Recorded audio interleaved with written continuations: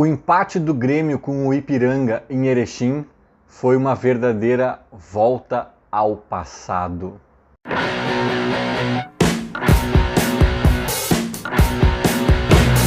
Fim de jogo no Colosso da Lagoa, em Erechim, né? Um Grêmio reserva contra um Ipiranga também bem mexido, né? Bem misto, ou quase reserva também. 0-0, placar final. Lembrando aqui sempre da força do Esportes da Sorte, né? A casa de apostas patrocinadora oficial do Grêmio. Aposte em quem aposta no Grêmio. Link quentíssimo para cadastro aqui na descrição do vídeo. Falar um pouquinho desse jogo, então, do que a gente pode tirar de proveito aí dessa jornada do Grêmio. O Grêmio acaba a primeira fase invicto, apenas 2 empates, todo o resto foi vitória. Os 2 empates com os times reservas, né? O time reserva que entrou em campo outras vezes também acabou ganhando alguns jogos, mas os 2 empates foram com o time reserva. E hoje não foi diferente. Hoje foi um time bem descaracterizado, que sofreu também um pouco com a falta de ritmo, talvez, né? Muitos jogadores mal tinham jogado esse ano, sem dúvidas com a falta de entrosamento também. Enfim, a gente sabe das dificuldades do jogo, mas acabou sendo 0-0. O Grêmio sofreu mais do que ameaçou, né, o Ipiranga. O Breno teve que fazer algumas defesas. E aí eu não vou entrar nesse mérito de novo, porque eu já falei isso em 500 vídeos, há 200 anos eu falo disso, e vão achar que eu tô pegando no pé do Breno, né? Mas não é sobre o Breno, eu falo isso desde o tempo que o Lara era o goleiro do Grêmio. Como as pessoas têm dificuldade de avaliar, na minha opinião, as atuações de goleiro, sabe? E uma vez eu falei disso com o Galato, quando eu entrevistei ele no Bunker Tricolor, tá aí no YouTube, só procurar Bunker Tricolor, Galato. E ele concordou comigo plenamente. Eu fiquei muito feliz de ver um cara que entende do negócio dizendo, cara, eu cheguei a ouvir alguém dizer na rádio que o Breno fez 4 milagres. Mas não foi assim, as bolas que chutaram meio nele ali, boas defesas, beleza. Mas assim, alçaram o Breno a herói do jogo. Não, foi importante a participação dele, mas assim, acho que quase todos esses chutes aí, se ele não pega, era meio que frango também, sabe? Não teve assim, aquela defesa que só um goleiro diferenciado faria. Mas sim, ele foi decisivo ali para segurar o empate, e isso é sinal de que o Grêmio foi pior no jogo, né? De forma geral, principalmente o primeiro tempo, né? Onde essas 3 ou 4 chances do Ipiranga surgiram ali. O Grêmio foi horrível, o primeiro tempo do Grêmio foi horroroso, sabe? E aí é nesse ponto que eu quero entrar aqui na análise, porque não vamos ficar falando do jogo, né? Como eu disse, é um jogo muito atípico, não valia muita coisa para ninguém, pro Grêmio não valia absolutamente nada, pro Ipiranga quase nada também. Todas as questões que eu falei dos jogadores ali pouco rodados, desentrosados, etc, etc, etc, tá? Então é difícil analisar o jogo especificamente sob alguma ótica mais profunda, na minha visão. Agora, o que eu avalio é a forma como o Grêmio, o Renato, enfim, como o Grêmio, né, vamos deixar assim, pensou esse jogo. Cara, qual é o intuito desse jogo, sabe? Na minha avaliação, o intuito do Renato foi dar rodagem para alguns reservas, né, botar alguns reservas para jogar, para deixar os caras com mais ritmo, né, com maior embocadura ali, que daqui a pouco, se precisar dos caras, eles não estão muito enferrujados ali num jogo mais importante e tal. E talvez até aquela questão do Renato, que aí eu não vou me meter porque é uma área onde o Renato é mestre, né? Que é de ter o grupo na mão, de ter o elenco na mão, de saber que o Darlan tá precisando jogar para se motivar, de saber que se o Lucas Silva não jogasse, talvez a coisa ia ficar feia, talvez ia gerar beiço no vestiário, talvez ia gerar mimimi nos corredores ali da arena, né? Se o outro também não tivesse uma chance. Aí eu não sei, aí é com o Renato e pode ser que tenha também cálculos dele nesse sentido, por isso eu vou respeitar, tá? Mas, como eu tô aqui para dar minha opinião, e a minha opinião, obviamente, é vendo de fora, sem ter esse dedo no pulso aprofundado ali do Renato, a minha visão é de que eu não usaria esse jogo para isso. Tá? Essa questão do grupo aí que eu falei, eu nem vou entrar porque eu não tenho como avaliar de fora, mas a questão de dar ritmo, de dar rodagem, de dar embocadura ali pros reservas, cara, isso aí naturalmente os reservas ganham. Ganham entrando no meio dos jogos, ganham tendo que poupar titulares na temporada aí que vai ser longa, Isso aí acontece, estão jogando aí, rachando também, então, sabe? Eu não me preocuparia com isso. Eu acho que o Grêmio teria algo mais valioso a ser lapidado nesse jogo do que um eventual ritmo pro Diogo Barbosa, pro Diego Souza, pro Lucas Silva e companhia, sabe? O Grêmio tem talvez joias da base que precisam aparecer mais, que precisam ser testadas. E eu acho que o Grêmio poderia ter usado esse jogo, como eu já falei disso talvez em um jogo anterior, para testes. São testes de luxo, porque jogo treino é um testezinho meia boca, amistoso também é um outro caráter. Esse é um jogo oficial, esse é um jogo contra um time profissional, esse é um jogo contra um time até bom, né, dentro do parâmetro gauchão. O Ipiranga de Erechim até ontem, até hoje, estava depois da dupla Grenal era ele, estava em terceiro, né? Aí com essa rodada acabou caindo para quarto, mas ainda assim é um time competitivo, era um teste que tinha sentido, né? Era para testar todo mundo. Como eu disse até no meu Twitter, talvez eu deixasse o João Pedro só jogando, porque esse para mim vai pintar como titular do Grêmio, e estava há muito tempo sem jogar, precisa de ritmo, precisa de realmente dessa embocadura. Mas eu tô falando de um titular, não tô falando de dar isso para os reservas. Tô falando de um cara que, na minha opinião, vai ser titular, ou possivelmente, né, vai ser titular neste primeiro momento da temporada. Então, eram dois caminhos. O caminho dos testes, das oportunidades para quem a gente mal conhece, e o caminho de dar um agradinho ou, vá lá, uma rodagem, um ritmo de jogo para quem a gente já está cansado de conhecer. O Renato foi pelo segundo caminho. Eu digo Renato, né, não era ele ali o treinador, né, mas a gente imagina que as coisas são conversadas, talvez até com a direção, não sei, mas no mínimo com o Renato, certamente esse tipo de coisa estava né, alinhado. E é isso, né? No segundo tempo entraram daí três meninos ali, o Zinho, o Rubens e o Cauã, e foram bem, cara. Foram bem, com honra ao mérito ali, uma estrelinha, digamos assim, especial para o Zinho, que eu acho que conseguiu ali conectar mais jogadas interessantes ali de habilidade, de velocidade, mas o Rubens também mostrou que é de uma linhagem parecida. Me pareceu ali que os dois têm uma intimidade semelhante ali com a bola, né? O Cauã já estava mais pelo meio ali, também pode ser uma peça interessante nesse sentido. Não conseguiu aparecer tanto, até porque o Grêmio estava mal, né? Tava meio bagunçado, meio, enfim, desentrosado e tal, e também eu acho que isso prejudica os guris também.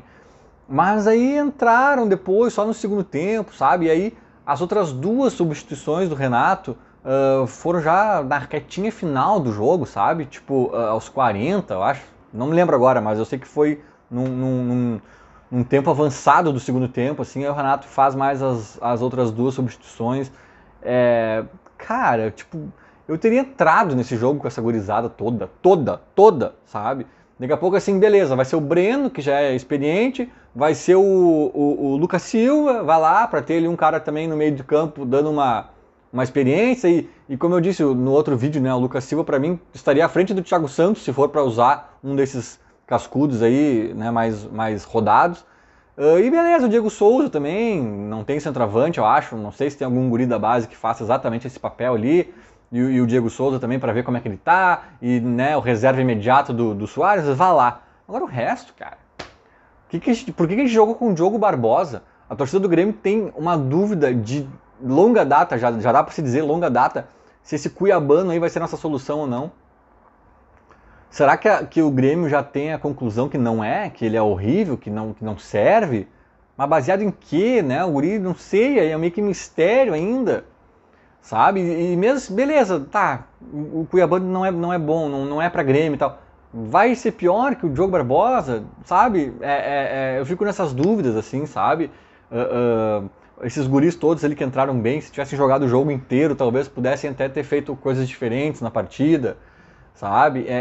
O Darlan, cara, o Darlan é até meio louco eu falar dele agora, porque o Darlan, eu já passei pano não, eu já não é defendi, eu não estou sabendo dizer, eu já fiz campanha, é meio forte dizer que eu fiz campanha, mas eu já fiz campanha pelo Darlan em outros momentos, no sentido de que eu achava inacreditável como não usavam o guri.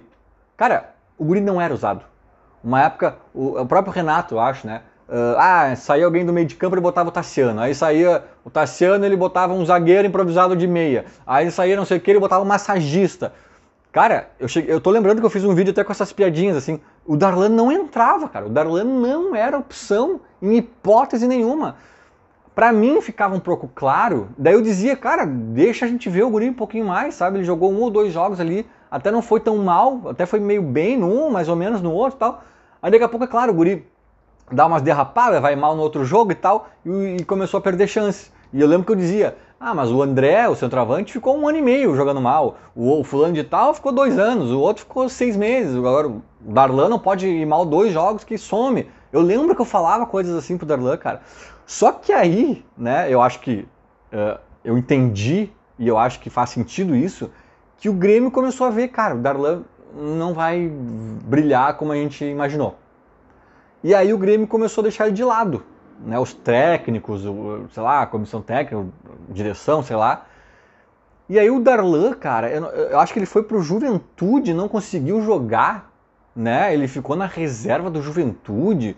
Não sei se eu não estou confundindo, se foi a Chapecoense, mas eu acho que foi pro Juventude, tá? É que eu acho que na TV falaram Chapecoense.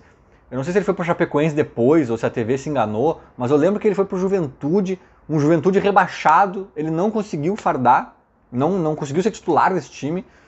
Cara, resumindo a ópera, tá? Ele saiu do Grêmio pra ir pro vai ou racha. Tipo assim, vou mostrar pro Grêmio que eu realmente tenho meu valor, ou eu vou mostrar que realmente, cara, eu vou ficar ali entre o Cuiabá, a Chapecoense, o Juventude, o Goiás, tá tudo certo, né? Bons times aí, bons salários e uma boa vida, tá tudo certo, mas a Grêmio é outra prateleira.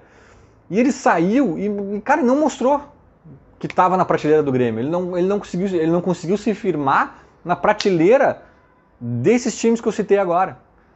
E aí a gente vai lá para Erechim, cheio de expectativa para ver uma gurizada ali surgindo e tal, todos carequinhos ali, né, que rasparam o cabelo no trote. Aí o Darlan joga 90 minutos, aí me enlouquece, cara. Me enlouquece. Quando o Darlan era uma total incógnita, não usavam. Aí quando começa a ficar maduro que tá realmente, cara, o Darlan não sei se vai rolar e tal. E um monte de guri mais novos que o Darlan pedindo passagem, aí o Darlan joga 90 minutos, sabe? Cara, acho que ele saiu ali naqueles 40 que eu falei, né, que entraram os últimos 2 ali. Mas, cara, então assim, eu realmente eu não sei se eu concordo muito, tá? É uma opinião minha, como eu falei, vendo de fora, óbvio que o Renato ali, a direção, a comissão técnica, eles têm elementos que talvez eu não tenha. Então é preciso dizer isso, né? Não é tão simples assim, só faz isso, faz aquilo. Mas eu usaria esses jogos para testar, pra a gente não correr o risco de ter um TT que nem fardou no Grêmio e saiu daqui direto da base para ir jogar a Champions League e fazer gol no Real Madrid, sabe? Pra gente não perder tempo com alguns guris que às vezes a gente perde. E a gente perde tempo porque a gente não vê os guris jogando, não dá pouca chance, começa a testar tarde, sabe? E eu tenho um pouco esse receio. E sobre as semifinais em si, né, talvez a gente fale mais sobre isso aí no decorrer da semana e tal, mas o Grêmio vai pegar o Ipiranga e eu não queria isso. Eu tenho a sensação de que o Ipiranga é melhor que o Caxias, mas isso é só uma sensação. Eu posso estar bem errado, não conheço profundamente os dois times. Eu sei que o Ipiranga tem uns jogadorzinhos interessantes ali, tem uma base até do time que foi finalista e tal, do Gauchão. Tem aquele atacantezinho lá, como é que é o nome do cara que veio do Vasco? Que é um cara que tem que tomar cuidado. O Ipiranga há anos aí vem se estruturando e se mostrando como uma força do interior aí interessante, sabe? Então eu não queria por isso, né? Mas acho que até o Caxias talvez esteja bem também, e se isso nesse quesito seja parecido, mas eu acho que ainda o Ipiranga é melhor. Mas principalmente, e aí é uma opinião minha que é menos subjetiva, é mais prática, a distância, né? Com essa questão de Copa do Brasil e logística e viagem, babá, o Grêmio vai ter que ir até Erechim jogar primeiro o jogo da semifinal e poderia ser Caxias, que é uma logística muito mais simples, e isso é ruim para o Grêmio. Em compensação, né, para dar uma amenizada, ficou bem equilibrado o quesito Caxias e Inter estão com a semana livre.